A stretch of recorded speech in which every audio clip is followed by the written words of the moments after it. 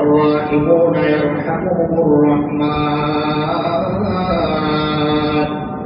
ارحموا من في الأرض يرحمكم من في السماء দুনিয়ায় যারা দয়া করে আল্লাহ তাআলা আসমান থেকে তাদের জন্য দয়ার ফয়সালা করে দেন।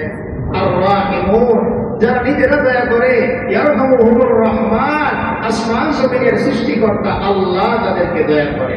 এরপর নবী করিম সাল্লাল্লাহু আলাইহি ওয়াসাল্লাম বললেন ইরহামু মান ফিল আরদি জমিনে যারা বসবাস করে তাদের প্রতি তোমরা দয়া করো ইয়ারহামকুম মান ফিস সামা তাহলে আসমান জমিনের সৃষ্টিকর্তা আল্লাহ তোমাদের উপর দয়া করবে। ইয়া আইয়াতুহান নাফসুল মুতমাইন্না ইরজিই ইলা রাব্বিকি রাদিয়াতাম মারদিয়া ফাদখুলি ফি ইবাদি ওয়াদখুলি জান্নাতি। আল্লাহ বলেন ও প্রশান্ত আত্মার অধিকারী বান্দা বান্দীগণ ইয়া আইয়াতুহান নাফসুল মুতমাইন্না ও প্রশান্ত আত্মার অধিকারী বান্দা বান্দীগণ ইরজিই ইলা রাব্বিকি রাদিয়াতাম মারদিয়া তুমি তোমার রবের দিকে ফিরো। কারণ তোমার আত্মা যখন প্রশান্ত হয়ে গেল তখন দুইটা জিনিস এখানে অর্জন হলো। এক নম্বরে হলো রাদিয়াতান তুমি তোমার রবের প্রতি সন্তুষ্ট, আবার মারদিয়া তোমার আল্লাহ তোমার প্রতি সন্তুষ্ট। আত্মা যখন প্রশান্ত হয়ে যায় তখন একদিকে সেও তার রবের ফয়সালার প্রতি সন্তুষ্ট, আবার তার রবও তার ফয়সালায় সন্তুষ্ট। এরপরে আয়াতে আল্লাহ বলেন ফাদখুলি ফি ইবাদি ও বান্দা যখন তোমার আত্মা প্রশান্ত হয়ে গেল তোমার মনের মধ্যে তাকওয়া অর্জন হয়ে গেল এবার তোমার পরবর্তী ধাপ হচ্ছে ফি ইবাদি তুমি আমার বান্দার অন্তর্ভুক্ত হয়ে যাও। এবার বান্দা জিজ্ঞেস করে বাবা আল্লাহ বান্দা হওয়ার পর লাভ কি হবে? আল্লাহ বলেন ওয়াদখুলি জান্নাতি যখন তুমি আমি আল্লাহর বান্দা কিংবা বান্দি হয়ে যাবে তখন আমি আল্লাহর জান্নাতে তুমি দাখিল হয়ে যাবে। ইন্না আকরামাকুম ইনদাল্লাহি আতকাকুম আল্লাহ বলেন তোমাদের মাঝে সবচাইতে সম্মানিত হচ্ছে যিনি সবচাইতে বড় মুত্তাকি অর্থাৎ খোদাভীরু। এবার তিনি কেমন? আল্লাহ তাআলা বলতেছেন যে এক নাম্বার গুণ হচ্ছে যে এই সন্তানের মধ্যে হানানাম মিন লাদুন্না ওয়া যাকাত। এক নম্বরে হচ্ছে তার মধ্যে হানান আছে। হানান শব্দের অর্থ হচ্ছে দয়া। কি আছে? দয়া আছে। আল্লাহ তাআলা বলতেছেন আমি যে জাকারিয়াকে সন্তান দান করলাম ইয়াহইয়া এই ইয়াহইয়ার মধ্যে অন্যতম একটি গুণ হচ্ছে সে হচ্ছে হানান মানে দয়ালু। সে কি দয়ালু? দয়া কত বড় গুণ! আল্লাহ রাসূল সাল্লাল্লাহু আলাইহি ওয়াসাল্লাম বলেন আর-রাহিমুনা ইয়ারহামুহুমুর রাহমান ইরহামু মান ফিল আরদি ইয়ারহামকুম মান ফিস সামা দুনিয়ায় যারা দয়া করে আল্লাহ তাআলা আসমান থেকে তাদের জন্য দয়ার ফয়সালা করে দেন। আর-রাহিমুন যারা নিজেরা দয়া করে ইয়ারহামুহুমুর রহমান আসমান জমিনের সৃষ্টিকর্তা আল্লাহ তাদেরকে দয়া করে। এরপর নবী করিম সাল্লাল্লাহু আলাইহি ওয়াসাল্লাম বললেন ইরহামু মান ফিল আরদি জমিনে যারা বসবাস করে তাদের প্রতি তোমরা দয়া করো ইয়ারহামকুম মান ফিস সামা তাহলে আসমান জমিনের সৃষ্টিকর্তা আল্লাহ তোমাদের উপর দয়া করবে। আমি আর দয়া করব কি দিয়ে? কিন্তু আমার আল্লাহ যদি দয়া করেন তো এই দয়া আমাকে দুনিয়া এবং আখিরাতে উত্তম প্রতিদান দেওয়ার জন্য যথেষ্ট। এই জন্য কোরআনে কারীমের মধ্যে একটা আয়াত আছে যেটা আমরা কমন সব সময় পড়ি রব্বানা আতিনা ফিদ দুনিয়া হাসানা ওয়া ফিল আখিরাতি হাসানা ওয়া কিনা আযাবান নার।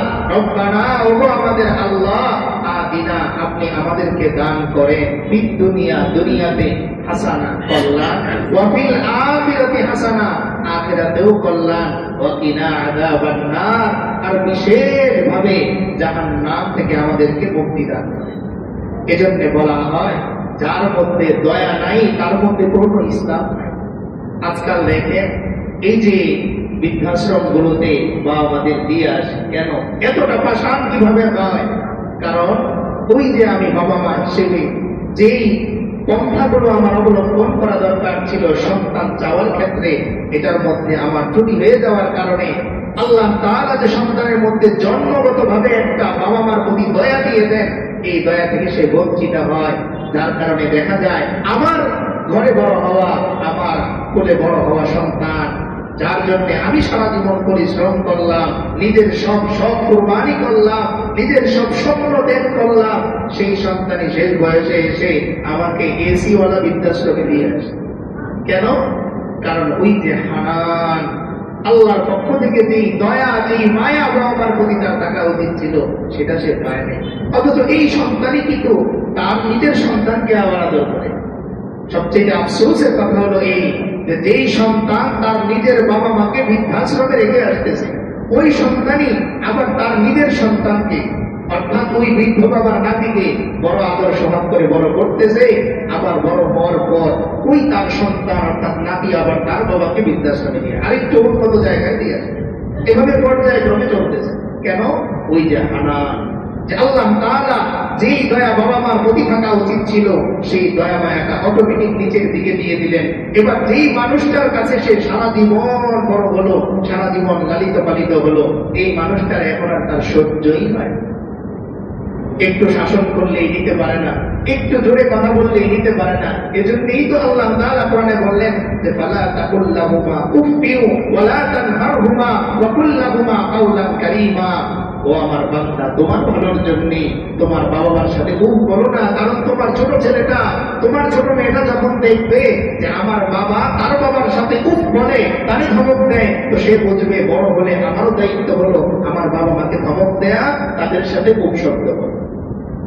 এজন্য এই ক্ষেত্রে একটা জিনিস আমরা মনে রাখবো, যারা আমরা বাবা মার সাথে থাকি, বাহির থেকে কোনো জিনিস যদি আমরা নিয়ে আসি, তাহলে সেই জিনিসটা বৃদ্ধ বাবা মার হাতে আগে দিব, তাহলে আমার লাভ। আমরা অনেক সময় মনে করি যে আমার সন্তানের কাছে দিব, তাহলে সন্তান বড় হয়ে আমাকে দিবে, এটা ভুল। আপনি যদি আপনার বাবার সামনে আপনার সন্তানের হাতে দেন, তো আপনার সন্তানও একদিন তার বাবা অর্থাৎ আপনাকে সামনে রেখে তার সন্তানের কাছে দিয়ে দিবে, আপনি পাতা। এই জন্য আপনার ভালোর জন্যেই বাহির থেকে যখন কোনো জিনিস আনবেন, প্রথমে আপনার বৃদ্ধ বাবা অথবা বৃদ্ধা মায়ের হাতে দেন। তিনি এতটা পাষাণ না যে তিনি নিজের কোলে ওটা ব্যবহার করবেন, তিনি ওটা আবার নিজের নাতির কাছে অর্থাৎ আপনার সন্তানের কাছেই দিয়ে দিবেন। কিন্তু আপনার সন্তান এটা শিখলো যে যদি বাবা এক পাশে থাকে আর সন্তান এক পাশে থাকে, তাহলে কার হাতে তুলে দিতে হয়? বাবার হাতে তুলে দিতে হয়। এজন্য এই জিনিসটা আমরা করব। তাহলে আল্লাহ তাআলা এক নম্বর গুণের কথা বললেন যে সন্তানের মধ্যে হযরত ইয়াহইয়া আলাইহিস সালামের মধ্যে আল্লাহ তাআলা কি দান করলেন? দয়া দান করলেন। কি দান করলেন? দয়া দান করলেন। হানানা, আল্লাহ তাআলা বলতেছেন যে এই সন্তানটাকে আমি কেমন বানিয়েছি? দয়ালু। কাদের প্রতি দয়ালু? যে সে তার বাবা মার প্রতি দয়ালু, তার সৃষ্টি আশপাশে যারা আছে সৃষ্টিকুল সকলের প্রতি সে দয়ালু, সে তার রবের প্রতিও দয়ালু। দেখেন, ছোট্ট করে একটু বলি দয়া গুণটা কেমন। আমরা অনেক সময় দয়া করা বলতে শুধু বুঝি একজন মানুষের উপর ইহসান করা, এটাই শুধু দয়া না, বরং একজন মানুষকে জুলুম না করাটাও দয়া। আপনি আলাদা করে তার জন্য কিছু করলেন না, কিন্তু জুলুম করার সুযোগ আছে, আপনি এটা করলেন না, এটাও তার প্রতি দয়া। যেমন কথার কথা, রাস্তার জন্য একটু জায়গা দরকার, আপনি চাইলে এখান থেকে কিছু টাকা নিয়ে পরে দিতে পারেন। আবার যদি আপনি চান যে না, আমি যে ন্যায্য টাকা আছে, ধরেন আপনার যতটুকু জমি, এটাতে একটা দাম আছে, যে মূল্য আছে, আপনি সঠিক মূল্যটা নিলেন, বেশি নিলেন না, এই সঠিক মূল্য নেওয়ার দ্বারাও আপনি তার উপর দয়াই করলেন, জুলুম যে করলেন না, এটাই একটা দয়া। তো শুধুমাত্র ফ্রিতে দিয়ে দেওয়ার নাম দয়া না, বরং ন্যায্য দাম নেওয়াটাও তার প্রতি একটা দয়া। অতিরিক্ত না নেওয়াটা, তারপরে জুলুম না করাটাও কি একটা দয়া। 2 নম্বরে আল্লাহ তাআলা বললেন ওয়া যাকাত, পবিত্রতা দিয়ে আমি ইয়াহইয়াকে সৃষ্টি করব। কি দিয়ে? পবিত্রতা দিয়ে। বর্তমান সময়ে সন্তানদের সবচেয়ে যেই দিকটা নিয়ে বাবা মা পেরেশান থাকে, সেটা হচ্ছে তার পরিচ্ছন্নতা। কিসের পরিচ্ছন্নতা? পোশাকের না, দেহের না, বরং তার চেতনার পরিচ্ছন্নতা, তার মানসিকতার পরিচ্ছন্নতা। আজকাল এই যে আমরা বলি যুবক শ্রেণীদের নিয়ে যে তারা বিভিন্ন মন্দ জিনিসের সাথে সম্পৃক্ত হয়ে যাচ্ছে, এর কারণ কি? চেতনার যে পরিচ্ছন্নতা দরকার, মানসিকতার যে পরিচ্ছন্নতা দরকার, এটার ব্যাপারে তার ত্রুটি হয়ে যাওয়ার কারণে স্বাভাবিকভাবেই দেখা যায় তখন আমি আমার সন্তানকে যেভাবে চাই সে আর আমি সেভাবে তাকে পাই না। এর কারণ হচ্ছে সেই যাকাত শব্দ। যাকাত শব্দের অর্থ হচ্ছে মানসিক পবিত্রতা। আল্লাহ তাআলা কোরআনে কারীমের অন্য জায়গায় বলেন কদ আফলাহা মান যাক্কাহা। আল্লাহ বলেন অবশ্যই ওই বান্দা সফল যে তার নিজেকে পরিচ্ছন্ন করেছে। কোন দিক দিয়ে? পোশাকে না, বরং যে তার নিজের আত্মাকে কলুষতামুক্ত করেছে, অপবিত্রতা থেকে নিজের আত্মাকে পরিষ্কার করেছে, ওই ব্যক্তিটা সফল হয়েছে। তাহলে 2 নাম্বার গুণের কথা আল্লাহ তাআলা বললেন যাকাতান। যে জাকারিয়ার যে ছেলে ইয়াহইয়া আসবে, আল্লাহ তাআলা পূর্বেই তাকে কি দান করে দিলেন? মানসিক আত্মিক পরিচ্ছন্নতা দান করে দিলেন। অর্থাৎ আত্মিক পরিচ্ছন্নতার মানে হলো দ্বিতীয় গুণের দ্বারাও আল্লাহ তাআলা বোঝালেন যে তোমার এই সন্তানটা আসতেছে সে কি হবে? নবী হবে। কি হবে? নবী। 2টা গুণ আল্লাহ তাআলা বললেন। 1 নম্বরে হানানা, দয়ালু হবে। 2 নম্বরে যাকাতান, মানসিক পরিচ্ছন্নতার অধিকারী হবে। 3 নম্বরে ওয়া কানা তাকিয়া। আল্লাহ তাআলা বলতেছেন সে হবে মুত্তাকি। সে কি হবে? মুত্তাকি হবে। একজন মানুষের জীবনে মুত্তাকি হওয়ার চাইতে বড় কোনো গুণ নাই। একজন মানুষের জীবনে মুত্তাকি হওয়ার চাইতে বড় কোনো গুণ নাই। কারণ যার মধ্যে তাকওয়া আছে তার মধ্যে দ্বীন আছে, আর যার মধ্যে দ্বীন আছে সে আল্লাহর গোলাম হয়ে গেছে, আর যে আল্লাহর গোলাম হয়ে গেছে সে অটোমেটিক জান্নাতে চলে গেছে। আল্লাহ তাআলা সূরা ফজরের শেষ দিকে এসে বলেন ইয়া আইয়াতুহান নাফসুল মুতমাইন্না ইরজিই ইলা রাব্বিকি রাদিয়াতাম মারদিয়া ফাদখুলি ফি ইবাদি ওয়াদখুলি জান্নাতি। আল্লাহ বলেন ও প্রশান্ত আত্মার অধিকারী বান্দা বান্দীগণ, ইয়া আইয়াতুহান নাফসুল মুতমাইন্না, ও প্রশান্ত আত্মার অধিকারী বান্দা বান্দীগণ, ইরজিই ইলা রাব্বিকি রাদিয়াতাম মারদিয়া, তুমি তোমার রবের দিকে ফিরো। কারণ তোমার আত্মা যখন প্রশান্ত হয়ে গেল তখন 2টা জিনিস এখানে অর্জন হলো। 1 নম্বরে হলো রাদিয়াতান, তুমি তোমার রবের প্রতি সন্তুষ্ট। আবার মারদিয়া, তোমার আল্লাহও তোমার প্রতি সন্তুষ্ট। আত্মা যখন প্রশান্ত হয়ে যায় তখন একদিকে সেও তার রবের ফয়সালার প্রতি সন্তুষ্ট, আবার তার রবও তার ফয়সালায় সন্তুষ্ট। এরপরে আয়াতে আল্লাহ বলেন ফাদখুলি ফি ইবাদি, ও বান্দা যখন তোমার আত্মা প্রশান্ত হয়ে গেল, তোমার মনের মধ্যে তাকওয়া অর্জন হয়ে গেল, এবার তোমার পরবর্তী ধাপ হচ্ছে ফি ইবাদি, তুমি আমার বান্দার অন্তর্ভুক্ত হয়ে যাও। এবার বান্দা জিজ্ঞেস করে বাবা আল্লাহ বান্দা হওয়ার পর লাভ কি হবে?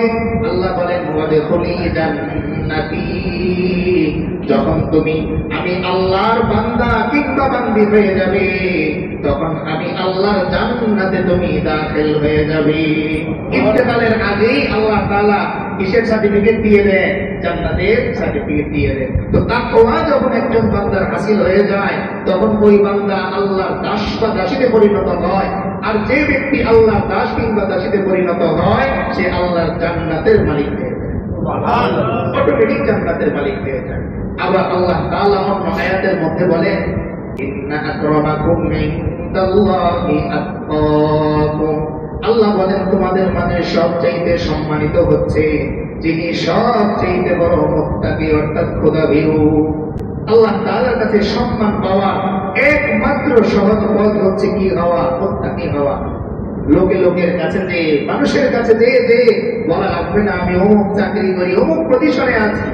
অটোমেটিক আপনি যখন আপনার রবকে ভয় করবেন তো আপনার রব বাকিদের মনের মধ্যে আপনার প্রতি ভয় সৃষ্টি করে দেবে অটোমেটিক। এজন্য আজকে সময় নেই, নয়তো কেমন ভয় পায় একজন মানুষকে সেটা বিস্তারিত বলতে সংক্ষেপে বলি যে সাহাবায়ে কেরামের জামানায় বহু সাহাবীর ব্যাপারে এটা আছে যে ওনারা জঙ্গলে গিয়েছেন আর বাঘ সিংহ এগুলো চলতেছিল, ওনারা দাঁড়িয়ে পরিচিত দিলেন নিজেদের যে ইন্নী মিন আসহাবি রাসূলিল্লাহ সাল্লাল্লাহু আলাইহি ওয়াসাল্লাম, যে আমি ছিলাম নবী করিম সাল্লাল্লাহু আলাইহি ওয়াসাল্লামের সাহচর্য পাওয়া একজন সাহাবী। এই কথা শোনার সঙ্গে সঙ্গে বাঘ জঙ্গল ছেড়ে চলে গেছে। বহু ঘটনা এরকম আছে, যদি আরেকদিন শুধু ভাই ইনশাআল্লাহ বলবো। সাহাবী যখন দাঁড়িয়ে পরিচয় দিলেন ইন্নী মিন আসহাবি রাসূলিল্লাহ সাল্লাল্লাহু আলাইহি ওয়াসাল্লাম, চিনো আমি হচ্ছি নবীর একজন সাহাবী, এই কথা বলার সঙ্গে সঙ্গে বাঘ জঙ্গল ছেড়ে চলে গেছে। কেন? আমি যখন আমার রবকে ভয় করব, তখন আমার আল্লাহ গোটা মাখলুকের মাঝে আমার প্রতি তাদের ভয় সৃষ্টি করে দিবে। এজন্য দেখবেন অনেক আপনার চাইলেও পজিশনে নিচে, কিন্তু আপনি তার সাথে হিসাব করে কথা বলেন। এর কারণ কি? ওই লোকটা আমলে যখন আমরা ভালো হয়ে যাব, তখন পৃথিবীর অন্যান্য সমস্ত দেশের চোখ আমাদের থেকে সরে যাবে। আমরা অনেক সময় ভয় করি না, অমুক দেশ আমাদের উপর আক্রমণ করবে, অমুক দেশ করবে। আমরা আমলে ভালো হয়ে যাই, আল্লাহ তাআলা তাদের রক্ত চক্ষুকে আমাদের থেকে সরিয়ে দেবেন। কি করতে হবে? আমলে আমাদের ভালো করতে হবে। একমাত্র যখন আমি আমার রবকে ভয় পাবো, তখন আমার প্রতি অন্যদের ভয় আল্লাহ তাআলা সৃষ্টি করে দিবেন। এজন্য আল্লাহ বলেন কোরআনে, ওয়াতাকশান নাস আল্লাহু আহাক্কু আন তাকশা। তুমি আছো মানুষের ভয় নিয়ে, কে তোমার ক্ষতি করবে? আরে আল্লাহই তো ভয় পাওয়ার বেশি হত্যা। তুমি আমি আল্লাহকে ভয় পাও, আমি আল্লাহ তোমার প্রতি তার ভয় সৃষ্টি করে দিব, আশপাশেও আসতে পারবে।